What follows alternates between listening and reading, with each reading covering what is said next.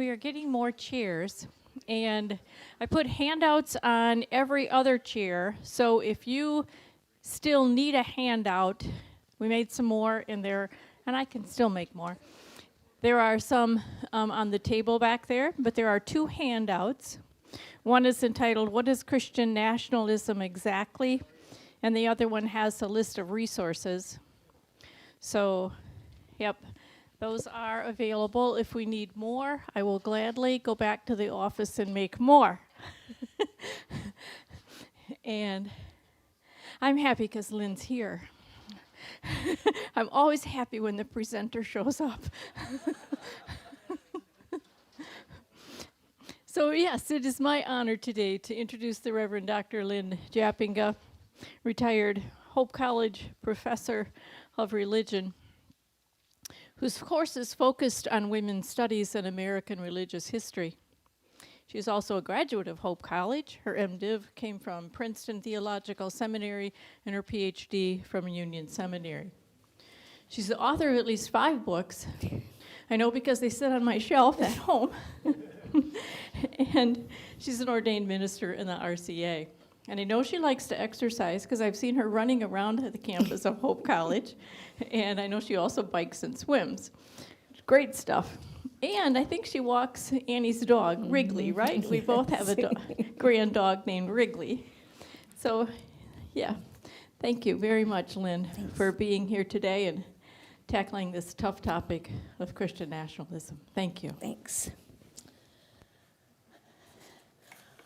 All right, well, thanks. What a great crowd showing up for a history lesson. So let me just warn you about that, and maybe you're going to want to rethink while you can still get out. So I had some great videos to kick this off, and then learned that you can't really use videos on YouTube streaming, so that was the end of my brilliant introduction to the topic of Christian nationalism.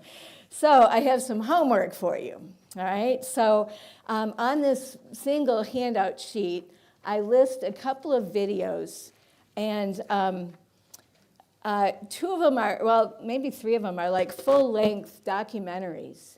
And the easiest place to access those is on Canopy, which you can get a free access to through Herrick Library. So if you have a Herrick Library card, you can go to their webpage and you can go to Canopy and just sign up for it. All you have to do is put in your library card number, and then you can have access to Canopy and these really quality videos. So I'd recommend checking one of those out. God and Country is really good. Bad Faith is also good. And then the next one that I gave you, I put the link in, but also if you would just Google how the new Christian right is changing politics. It's a BBC thing, and it's about 20 minutes, so not quite the time commitment of the other hour-and-a-half ones. But that's a really good overview, too, of what's going on in politics right now and where the Christian nationalism is showing up. So if you could watch one of those for next week, or even if you don't come next week, it would help you, I think. So, and then a list of books and a couple of notes. All right, so today what I want to do is think a little bit about the background, right? Because one of the common claims in Christian nationalism is America is a Christian nation. And people say that very definitively and certainly. And they claim that, you know, our roots are Christian, our whole mode of operation is Christian, and therefore we need to return to being a Christian nation. So you can hear Lauren Boebert on one of these videos saying, there is no such thing as the separation of church and state. The church should direct the state in terms of what it should do. All right, well, I don't see Lauren Boebert as one of the great minds of American politics, but that is a really common view among Christian nationalist folks, that the church should tell the state what to do. But it's not the Reformed Church in America or Hope Church or mainline Protestantism that is going to tell the nation what to do. It's conservative right-wing Christianity, which does not represent everybody, all right?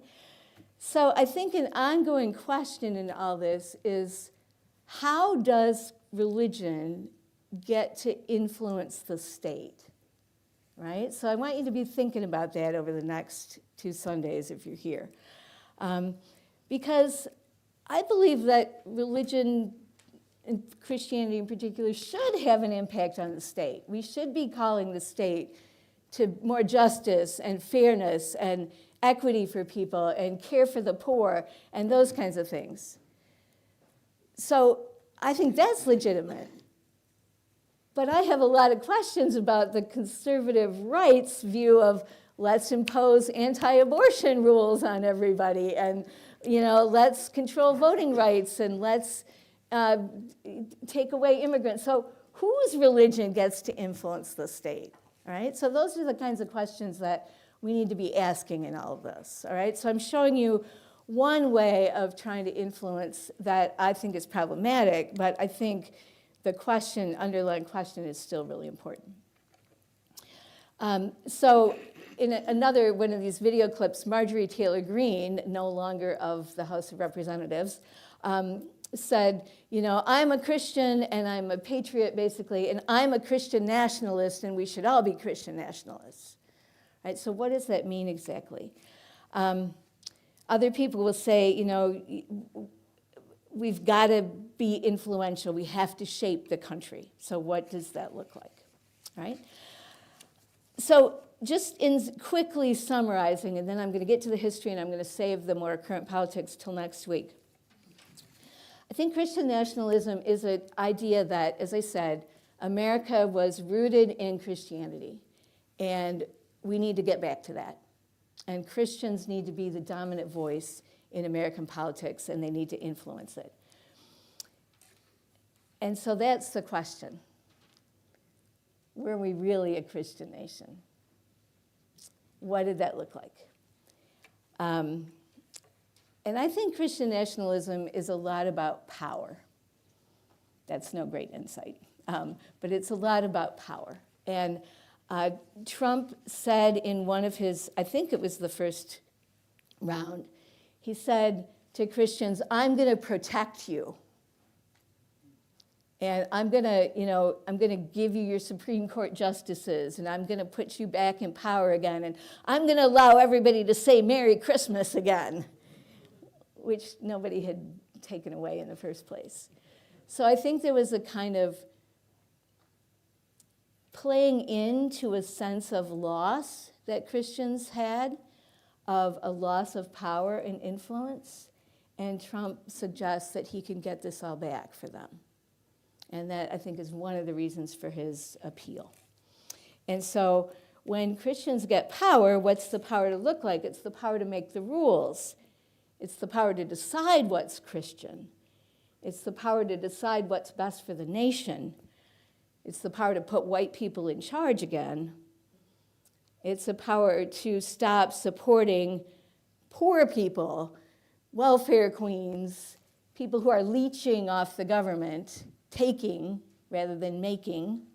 So we want the power to not let those people get any more. Conversely, it's the power to give tax breaks to the millionaires, to get control of the Supreme Court, to control women and LGBTQ people, and to get rid of people of color and immigrants. Now, again, that sounds like a really harsh statement, but you've seen what's happening with immigrants, all right? Okay, so a little bit of history. I have a very terrible map up here with very terrible coloring, so I think you can just visualize. Again, I know I should learn PowerPoint, but like one of the reasons I retired was that I didn't have to learn PowerPoint. So envision a map of the eastern seaboard, okay? So how did we get settled in the 1600s? So obviously settled is an interesting question anyway, because the Native Americans were already here, and they had religion, and they had culture, and they had lives, and they had politics and structure to their lives, So that's an interesting assumption right there, but we'll just go with it for now, okay? So some of the first people to settle were in Virginia, all right? And the people who settled in Virginia were mostly from the Church of England.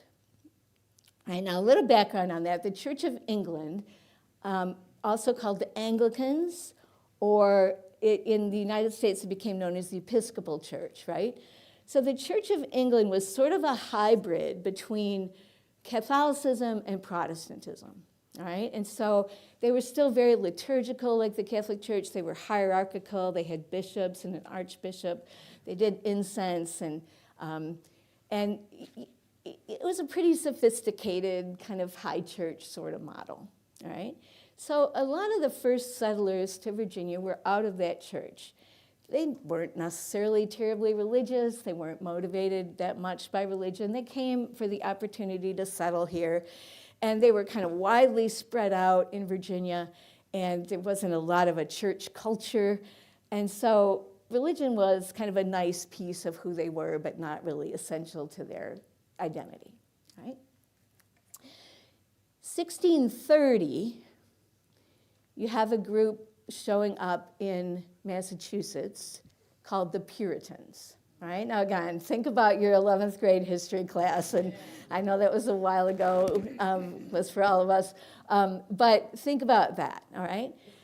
So the Puritans were a very different breed of Christians. So they're from England, all right? And they thought that this Church of England business, this hybrid between Catholicism and Protestantism, was just not good enough. It needed to be purified, thus Puritans, all right? And so they didn't like the hierarchical structure. They didn't like the bishops, the archbishops. They wanted their religion to be much more intense, and they thought everybody needed a conversion experience that was very dramatic. So the Puritans were in always trouble with the Church of England.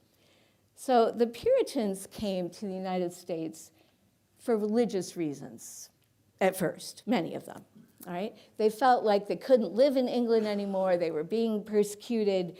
They wanted to get out of there.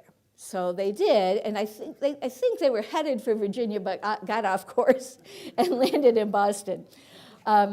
So they developed a community that was Christian. It was a theocracy in many ways. It was, you had to be a Christian to be able to vote. You know, it was very tight church and state connection there in Boston and surrounding areas. And most famously, you remember John Winthrop, that name?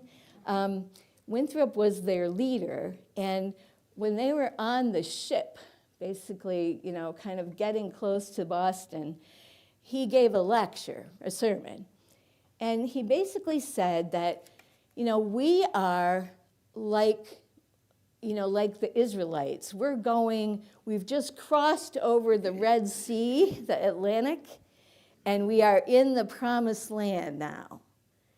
And we are going to build a community here of God and country and, you know, religion, and we're going to be like a city set on a hill. Does that sound familiar? Jesus, you know?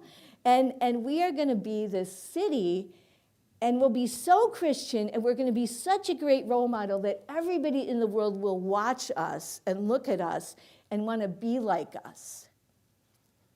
All right, so they got these huge ideals about what this is going to look like. And so this notion of American exceptionalism, have you heard that phrase?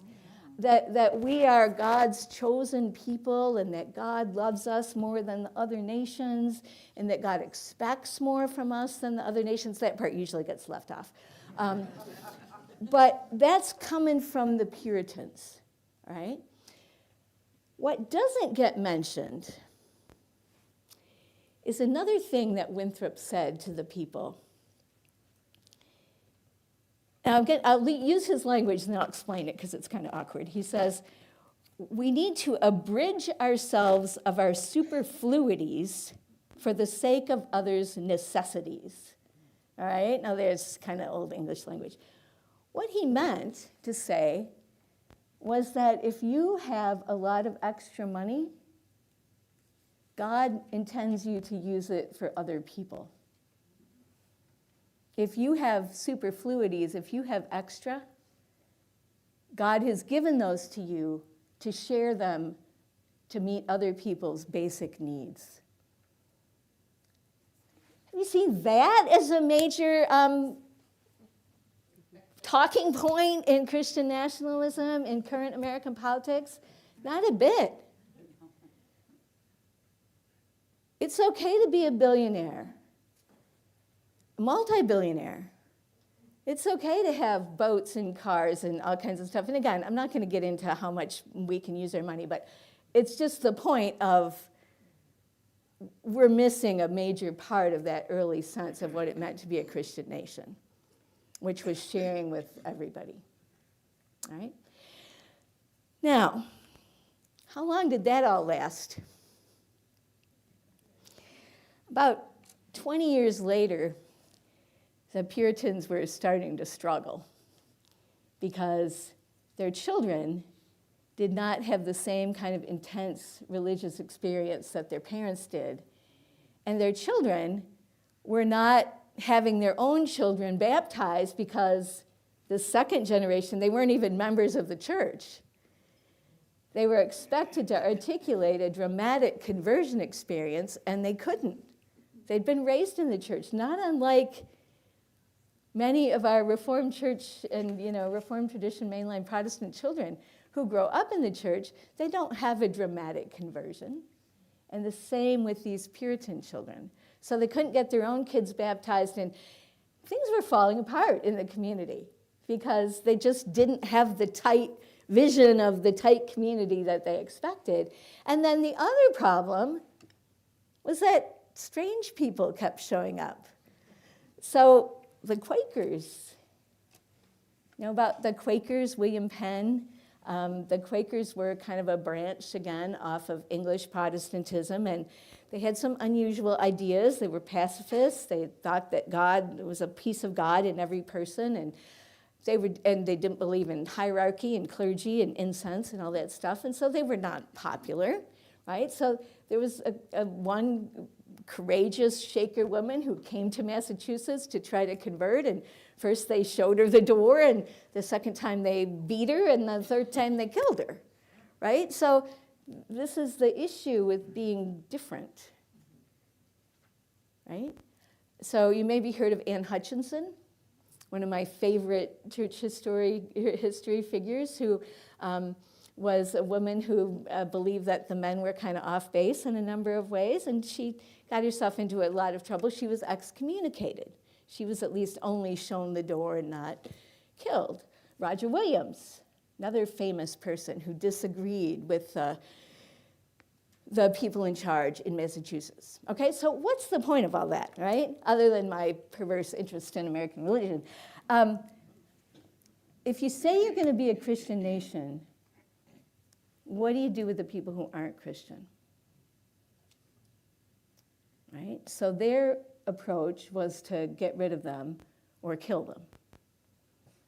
It doesn't work so well in American culture so far, although I just saw a clip the other day of Nick Fuentes saying that, when we get in power as a Christian nationalist, everybody has to become a Christian.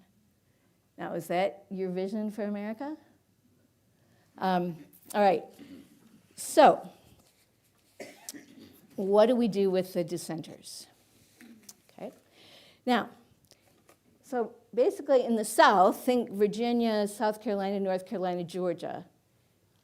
By the time it comes to 1776, when they're writing the Declaration of Independence, they are mostly Anglicans, Church of England people, Episcopalians, or there's a lot of Baptist kind of revivalist religion starting to take precedence in the South, right?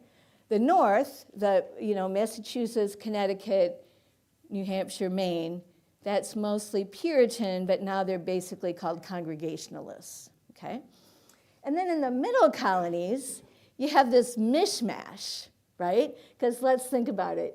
New York, settled by Dutch Reform people, right? in 1628, which we're coming up on our 400th anniversary. Then the Brits took over, 1664, so you've got a strong Anglican presence in New York, and there's Jews. It's kind of a mishmash. Pennsylvania, settled by William Penn, a Quaker. All right, so there's a strong Quaker presence, and it's like Haverford, Swarthmore, those schools, Quaker schools, are in there. And then Presbyterians and others. New Jersey, kind of RCA, Presbyterian, mishmash. Delaware has a group of Swedish Lutherans. Maryland is one of the only places where Catholics could live happily and safely. All right? So the middle colonies have this mishmash of all kinds of different religious groups, and they have had to learn to be tolerant and to figure out how to deal with multiple religious perspectives in one state. And they've basically managed it. Okay, so that's the reality of religion. So you get to 1776 and writing the Declaration of Independence, and what are you going to do? Okay. So, John Adams, George Washington, Ben Franklin, Madison, Thomas Jefferson, those guys were loosely, most of them were loosely like Church of England, Anglican. Adams was from Massachusetts, so he was more of a Congregationalist, Puritan. But most of them were deists, right? D-E-I-S-T-S, right? You know that. Comes from the Greek word for God, for deos, right? So they're not like born-again Christians exactly, right? They are Enlightenment people. They're not convinced that the miracles of Jesus in the Bible were real. They're not convinced, and again, I'm overly summarizing, but just get the drift. They're not convinced that Jesus was divine. So they weren't like the born-again evangelical Christians that you're seeing now on TV. Okay? So they were pretty dubious about the whole idea of establishing a religion. Okay, so in Massachusetts, Congregationalism was the established religion, and people paid taxes that they then got back in their churches, right? So churches got money from the state, from people's taxes, that paid for their buildings and their ministers. Connecticut was also established, congregational. Virginia was, I think, established still Church of England. Okay. So if you're going to make a nation out of all these disparate pieces, what's the religion going to be? Are you going to make it Puritanism?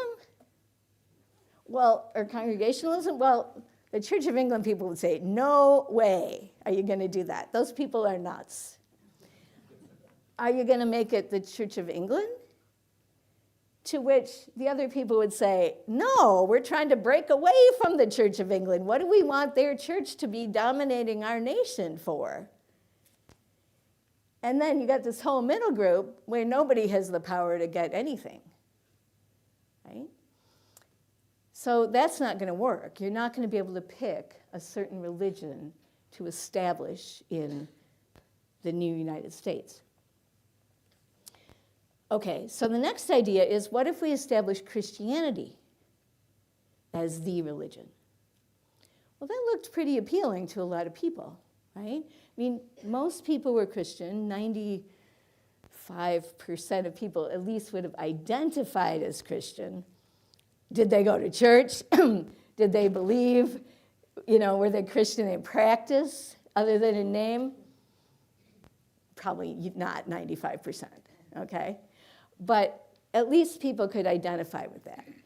And there were, some substantial groups of Jews who were already here. And then others who, deists who wouldn't necessarily want to be identified as Christians, and just people who didn't care. So are you going to establish Christianity and say that everybody has to pay taxes to support a religious group? And one of the alternatives was, well, if you live in New Jersey and you're a member of a Reformed church, you can get your taxes to support your church. It doesn't have to be a single state. We can make it more flexible. But then you still have, what about the atheists who don't want to support a church at all? Right? So that's one of the big questions of the 1770s when they were writing the Declaration of Independence and then the Constitution. What is it going to look like? Are we going to have established Christianity?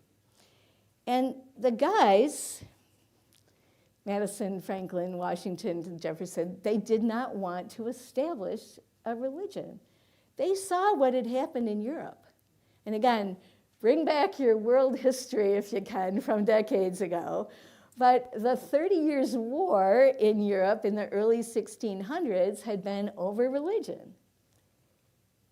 There had been all kinds of wars since the Reformation between Protestant and Catholic, various forms of Protestantism.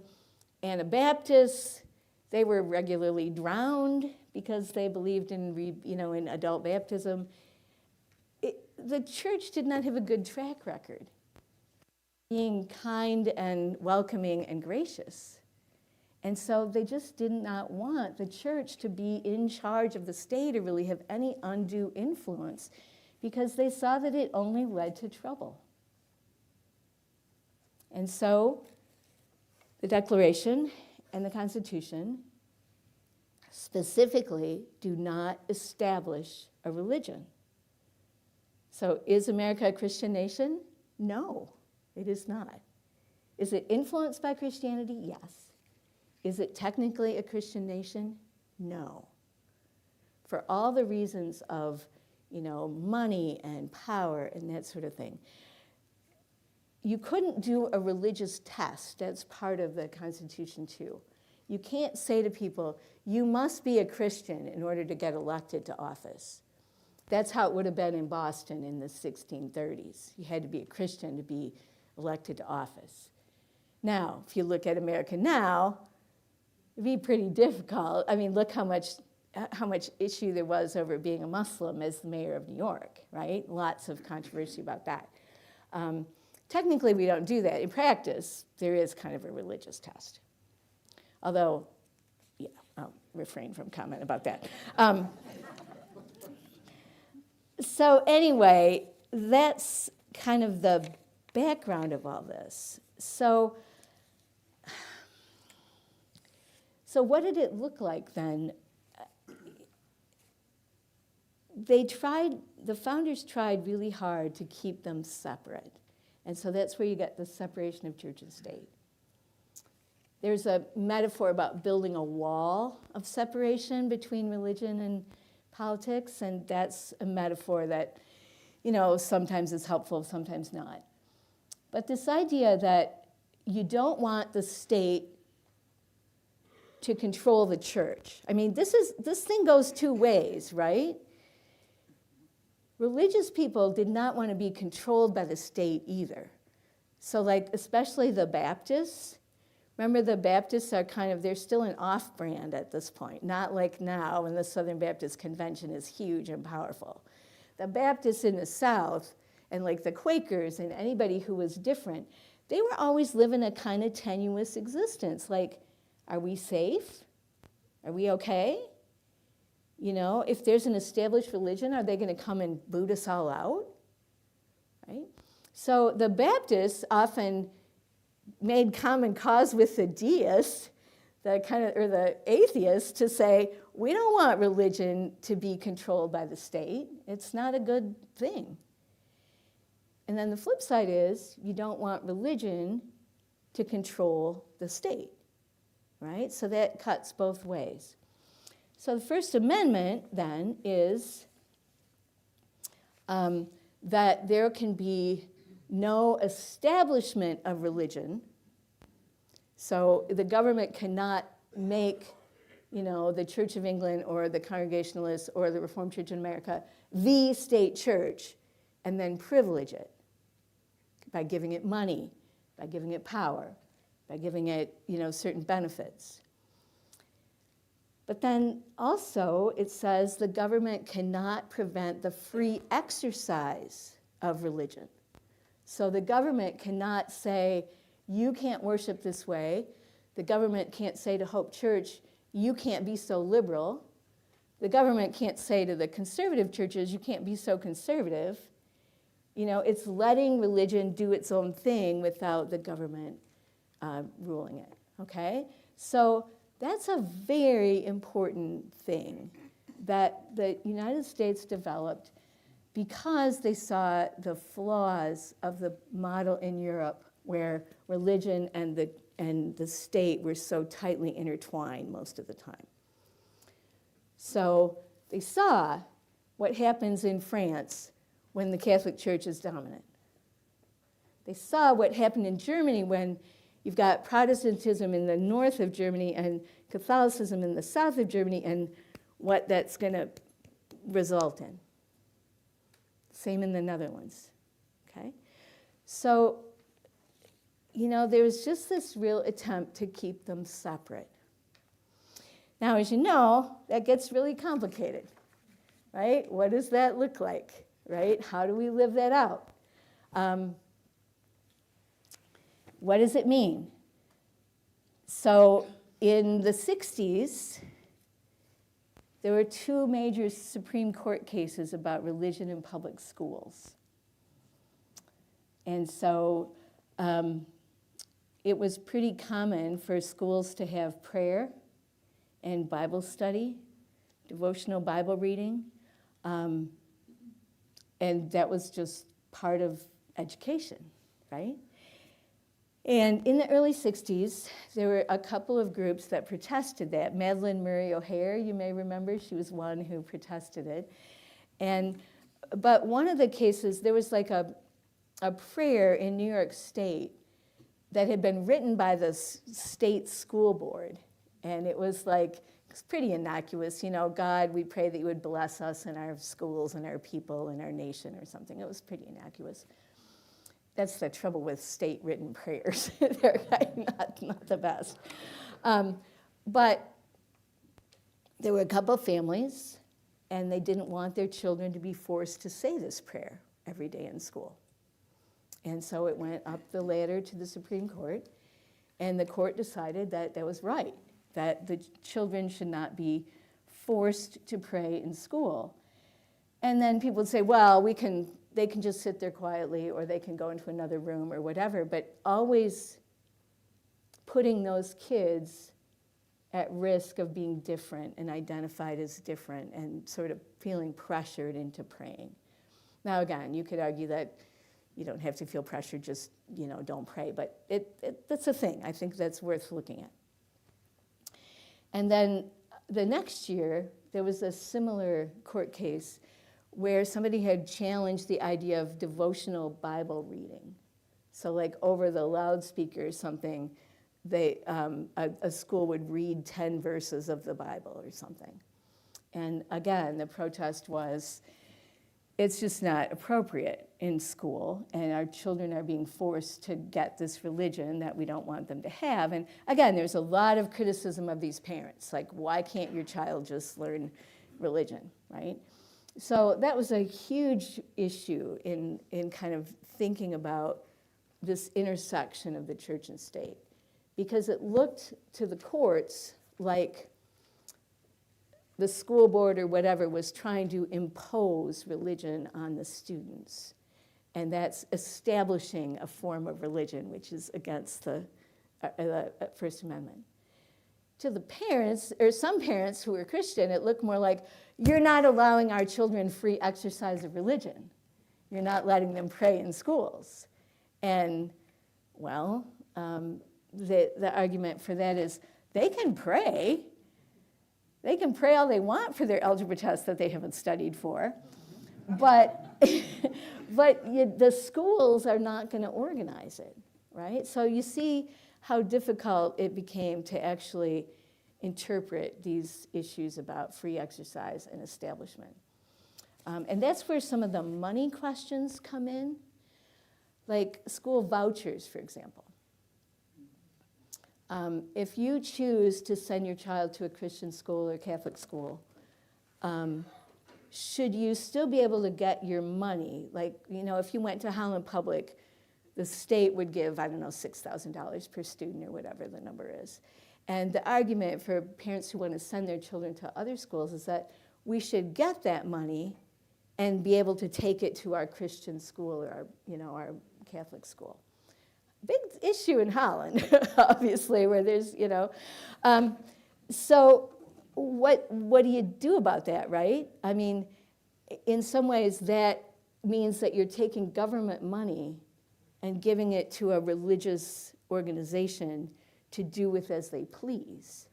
And if they want to teach anti-gay material, if they want to teach anti-women material, they can do that, but they're getting government money, and is that legitimate, And other people say, no, you're destroying my free ability to freely exercise my religion.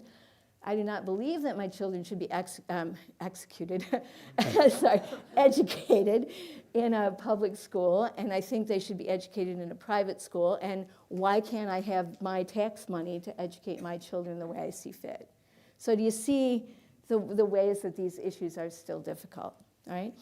So I think what has happened, there have been a number of cases, similar cases like that, and I think Christians of the more conservative variety have gotten very frustrated, and they would like more power and more money and more ability to decide, and I think that's in part what's led to a lot of the Christian nationalism business. So I will say more about that in the future, but I wanted to give you all a chance to talk. So, questions, comments, disagreements? It's a lot of talking on my part, so.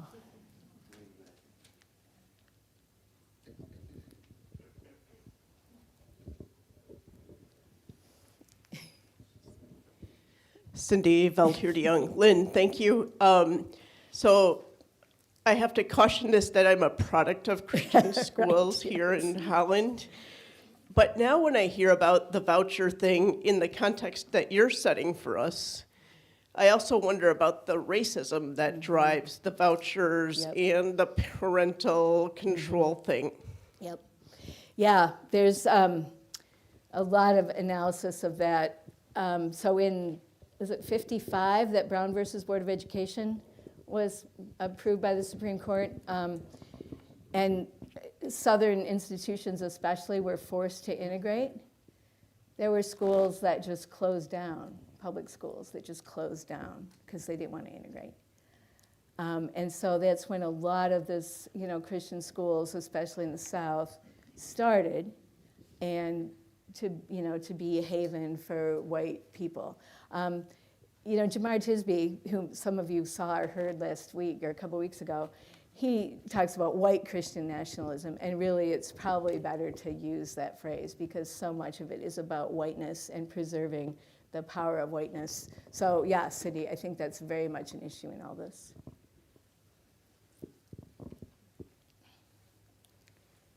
Okay, just a second. She's second and you're third.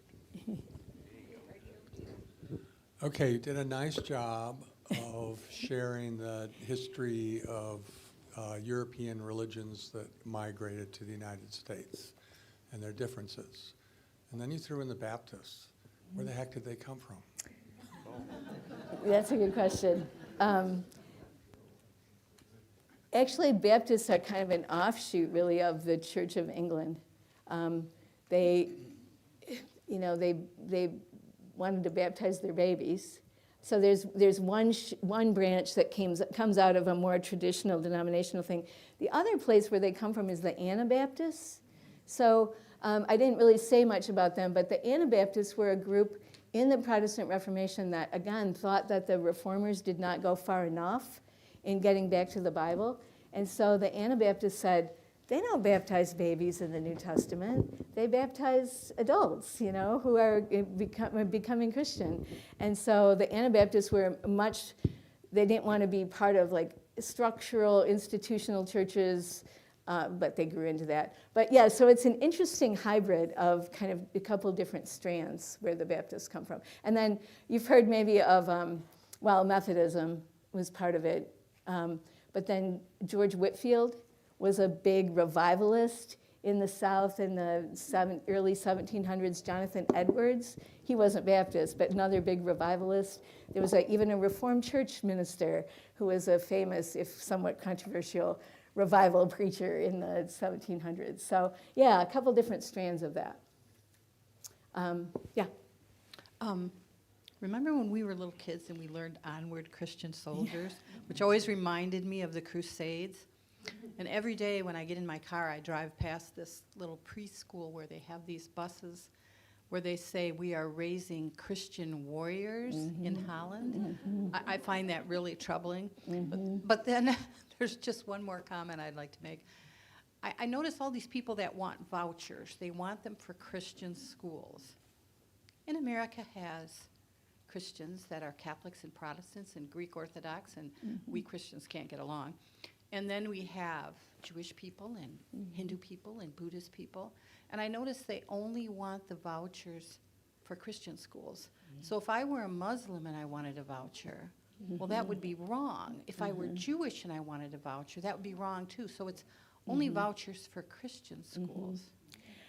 Yeah, I mean, the Catholics have gotten in on this too. So it's interesting. There are a lot of conservative Catholics who are very much into the white Christian nationalism business also for those very reasons. And so it's interesting that probably in many ways conservative fundamentalist Catholics and Protestants have more in common than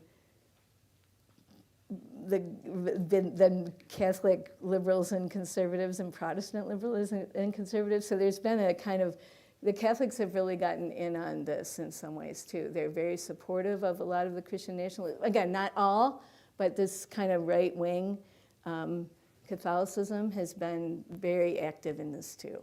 The Mel Gibsons of the world. Yes, yep. The Mel Gibsons of the world, she said. Yeah. Well, as a chaplain in a state correctional facility, this particular question was always there, and I had to provide opportunities the best I could for all people, all different religions, to meet in the prison, to have their own supplies, like Catholics were able to have a cross, etc.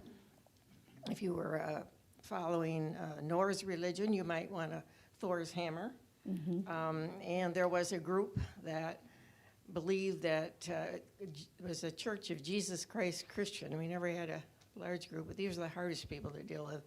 They believed that Christ only came for Northern Europeans. And they came out of Idaho. It's actually a church that was started in Idaho. And so we had, would get lawsuits from prisoners and think they were treated fairly. It was a struggle to make sure that one of my goals was to show no partiality. I took that from the Bible as the thing I would strive for. And so I got Muslim volunteers, Nation of Islam. I never got a Buddhist volunteer, but I felt bad about that. But Native American. And so we all had to live in this little area inside the prison. We had to try to reach the Constitution's goals in that small community. And it was quite a struggle, just like you mentioned, with trying to figure out how to please, how to help everybody have an equal voice. So good. Yeah, it's a great example. My current research project is on World War II. So I just read a book about kind of religion of the soldiers in World War II. But the chaplaincy in the Second World War was a big force in making things more ecumenical, because there too it was, how do you provide chaplains for people of different faiths? How do you be fair to them? And then you get to the issues of, well, if you have a Catholic priest in a certain group, Catholics have pretty tight rules about who takes communion, right? So if a Catholic priest is presiding and he's got a lot of Protestants there, can they take communion? And the hierarchy would have said no, but the priests often would have said yes, So it's tricky to navigate these kinds of differences. communion with the Catholic groups. Right, yeah. Yeah, great. Anybody else? Yeah. Lynn, thank you very much. I thought it was just excellent, but we might need 6 sessions. Decades ago, I was with someone, and I can't remember ages that much anymore. I think she was an old woman, and we were at a lunch, and she said that her father was an elected member of the House of Representatives, that he came home one day, and she was about 10, and he said to her, some point in the future, you may hear that your father stopped having Jesus in the Pledge of Allegiance. Some people may be critical. He said, but mine was the deciding vote. I think it was during the McCarthy, I think it was 52 or 53. They were either making the Pledge of Allegiance or amending it, trying to amend it, so that instead of saying under God, it would say under Jesus Christ our Savior. Interesting. Okay. And I just remember sitting there thinking, wow, because it goes to your deism thing, but I have a conflicting sense that if it was Hope Church who could run everything, I'm understanding this proselytizing urge that Catholic, let's just say Protestants and Muslims have, that Buddhists and Jews aren't inculcated with. And I'm sitting here thinking, well, I know these people. They could be head of every department and agency. I would sleep better. So I understand this, okay, we need to have some boundaries to help us, to protect us from other entities that either believe that way correctly or have been inculcated with ideas that not only would we disagree with, but they might want to kill us. Yeah. You could come up with the answers next. Yeah. Okay. I'll work on that.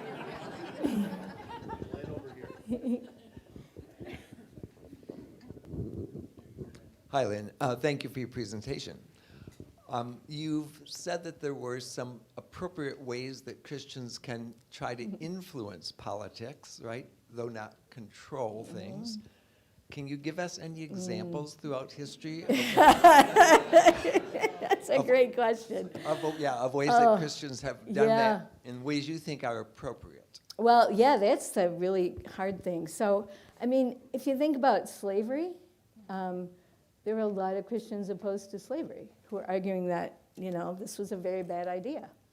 You had a lot of Christians who were arguing for slavery and saying that this was a very good idea. So that's the tension, how do you navigate between two very different Christian perspectives? And of course now you've got a harder time of figuring out what the truth is in the first place and how to advocate for that. A lot of the examples probably haven't been that good, so think about prohibition. So you're all too young for that, prohibition was a great idea. Christians, the people who were in the temperance movement and the Women's Christian Temperance Union, they said booze is bad. It makes men violent. It makes them beat up their wives and children. It makes them spend all their money in the bars and not on their families. And then when it got to be World War I and people were starving in Europe, and they said, why are we taking all this grain and making it into booze when we should be feeding people? It was a great idea, right? Well, it turned out to be a terrible idea, right? And it was one of the most broken, defied laws ever. So, yeah, that's always the tricky part. How do you decide these things? And I'm trying to, what would be some other, there again, my current research, lots of people were pacifist in the 30s. And so they were arguing, war is terrible. We don't want to ever be involved in a war again. War is unchristian and it's bad, bad, bad, bad, bad, bad. Well, meanwhile, they're watching Hitler take over Europe without doing anything about it because war is so bad. So I guess I'm giving you bad examples. Let me think about that a little bit more this week. And The moral Yeah, well, yeah, but one that they think is really good. You know, think about maybe the 60s with Lyndon Johnson. And so the Civil Rights Act, you know, kind of anti-poverty things. I would think Christians had something to do with that. The Black church and the Civil Rights Movement as a whole, starting in 55 or whatever, with the you know, fight against the busing issue in Montgomery, and then going on for the next 15 years or so. That's a really positive one. But even then, it's debated because the nonviolence, sometimes people said, you just let people walk all over you. So anyway, it's complicated, but great question. I'm returning to your Oh, yes, original sorry. question that we're going to Yeah. deal with next week, and that is how does the church interact? It builds on what was just being asked too.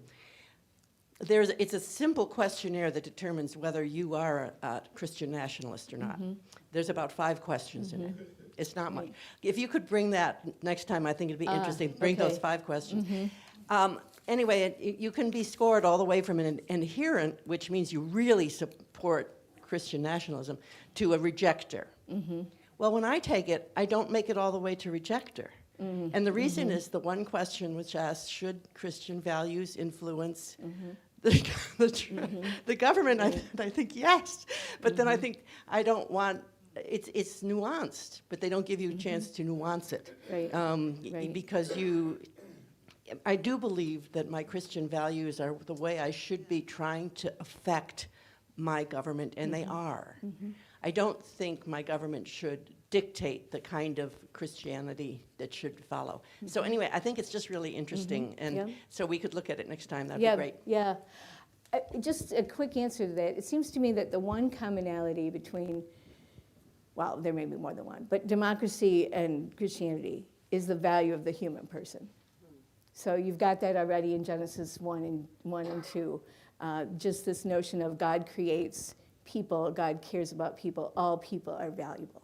And that means brown people and black people and LGBTQ people and women people, and everybody is valuable and should be treated equally. That would be a start, wouldn't it? If we could get to that point, but we can't even get there, you know, so that's a really interesting question. The other thing I think that both sides have is a sense of human brokenness. So there's a reason why the founders developed the 3 interlocking branches of government, because they didn't want anyone to have unlimited power, because they may have been deists, but they knew about human sinfulness. And so, you know, the fact that even the founders recognized that humans could screw up easily and needed checks and balances. You know, Christians have some of that similar thing. And it's so interesting to me that we've kind of done away with the checks and balances.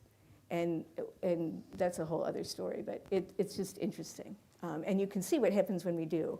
Somebody takes too much power. Yeah. Would there have been Japanese internment camps if Americans thought that the Japanese were Christian? And like 30% of them in the camps were. Yeah, I mean, that's huge. That is very much the Japanese were not really fully human. So yeah, they could be herded into the camps and it was really no problem. Yeah. There were some religious opposition to it, but they didn't have the power. Jane, maybe if we just redefine terms and we said, first of all, let's not call them Christian nationalists, let's call them religious nationalists, and then let's remind ourselves that we are Judeo-Christians. Maybe that would take care of your definition for your... Yeah, there is some of that. I mean, again, in one of these video clips, there's a guy saying, yeah, we're Judeo-Christian. And I think in part, that's less concern about Jews and more concern about the Old Testament. Because they want to have some parts, they want to have like the militaristic, let's beat you up kind of God that sometimes seems to appear in the Old Testament. It's way more complicated than that. And they want stuff like from Leviticus about homosexuality. So they want to keep part of the Jewish tradition, but it's not that they love Jews exactly, necessarily. So, I was thinking Ten Commandments. yeah, well, that too, let's put the 10 Commandments on a rock outside the courtroom. Yeah. Yes. Oh, we listened to David Brooks on the January series a week ago or so, and he was lamenting the loss of a shared language. He said that Shakespeare, we know nothing really about Shakespeare's Christian grounding, but he had the language of the Bible. All of the writers of the Constitution and the Declaration of Independence, deists that they all shared this language of the Bible. And that those of us who were reared in the 50s and 60s reciting prayers and listening to scripture, it soaked into us, even if we weren't in Sunday school or catechism, things like that. So his point was that because that's been lost, we don't have shared language to communicate with one another or to ground us into community with one another. Your thoughts? Well, I would be all for teaching Bible in the schools, but it would have to be not in a devotional way. I think, that's one reason I teach religion in college, as I think students need to know about religion and the Bible as a basic form of their, civilized training or whatever. So yeah, they were trying, and the court did not rule out teaching the Bible in public schools. They just ruled out the devotional use of the Bible. But most people don't know how to teach it, and most people who are like avid Christians would find it very difficult to teach without the kind of pietistic stuff layered on top of it. So to actually teach it as literature is more of a challenge. But great question. Yeah. Just a word about kind of common language that we can adopt that crosses religions, stimulated by Barbara's comments about the Pledge of Allegiance. And it took my mind back to the mid-'80s when we had a sabbatical at the University of St. Andrews and became very close friends of a retired Scottish Presbyterian minister, George Docherty, who was the pastor at New York Avenue Presbyterian Church, where one of his congregants was Dwight Eisenhower. And on a Lincoln Day sermon on February 7th, 1954, he noted that the phrase "one nation indivisible" in the American public Pledge of Allegiance was theologically empty and politically vulnerable. It could describe atheistic communism as well. And he thought that if we should acknowledge the moral foundations of the nation by adding the word "under God," and that language would be inclusive of Christians, Muslims, Jews, and so forth, albeit monotheistic. And Dwight Eisenhower, who felt similarly, was so impressed by it that he initiated that, and 6 months later, Congress added it to the Pledge of Allegiance. Right, So right. it's a Presbyterian origin. Interesting. Okay. All right, good. Right here. Yeah. My hands are sweaty. I appreciate all that you've said. And I question why we struggle with not identifying the truth that it is white Christian nationalism. We must address it to have it be a more complete story. Yeah, that's true. Yes. All right. Is that time? Or John, did you have a? I think our microphones have. Do we have time for one more? Okay. Can you comment on the Ku Klux Klan and white nationalism? I mean, when I watched Tuesday night on Jewish and Blackism and realized how many millions Americans were Ku Klux Klan, Right. does that weave into all of this? Oh, yeah, very much so. I mean, the Klan in the 1800s was mostly about black people, tormenting black people, but they kind of had a resurgence in the 1920s, and now they're against Jews and Catholics and, other outsiders. So the Klan's been a very powerful force in this white Christian nationalism business of, terrorizing the people who are different and who. A little side comment. When Gus and I moved to Vermont in 1965, he was hired to teach Bible in the public school in Chester, Vermont. And it was in the whole state. And he taught Bible and Latin. And then he went to a private school in Saxon River and did the same thing. and then he ended up Yale Divinity, so I don't know. Interesting, okay. Yeah, right, yeah, all right. Okay, well, thanks, everybody. Appreciate your interest and your excellent comments. Thank and, you. Thank you. Yes, I invite you back next week.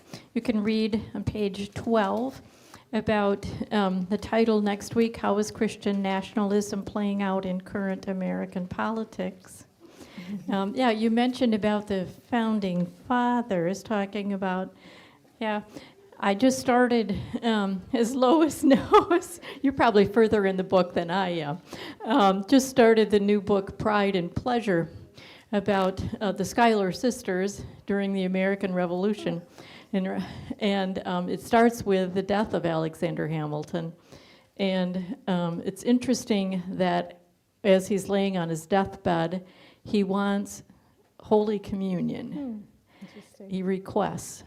And of course, they go to the bishop at the Trinity Church, where Alexander has not sat in a very long time, and nor any place else, really, and has sat actually in some wrong places. And so the bishop refuses to come. So Bishop Moore will not administer communion to Alexander Hamilton as he's dying. So they think, well, maybe the Presbyterian minister will come.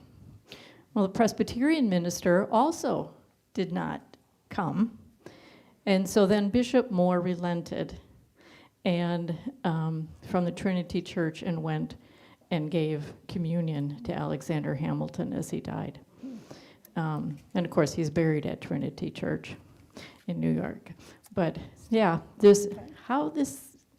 all of this stuff comes up, so very interesting. I want to remind you that you have homework. I love to remind people that they have homework. Yes, so if you didn't get the sheet with the list of resources that has the list of videos at the top, we did make some more copies and they're on the back table there. If you still need one, if they all disappear, we're always happy to make more. But you are requested, if you come next week, to have watched one of those videos, which they're excellent. And we're very sorry that we couldn't show them this week. If we do that, YouTube will stop our live stream. So their algorithm is getting better all the time. And they catch it if we start to show anything that's copyrighted. So unfortunately, we had to say to Lynn that we couldn't show those. Right. If you have trouble accessing it, just email me and I can send you the links, okay? So. Yeah, thank you, Lynn. All right. So, yep, try to take a look at those this week if you can. Thank you all very much. Thank you. You did not hear my words as criticism. Oh, no. Okay, good. I'm just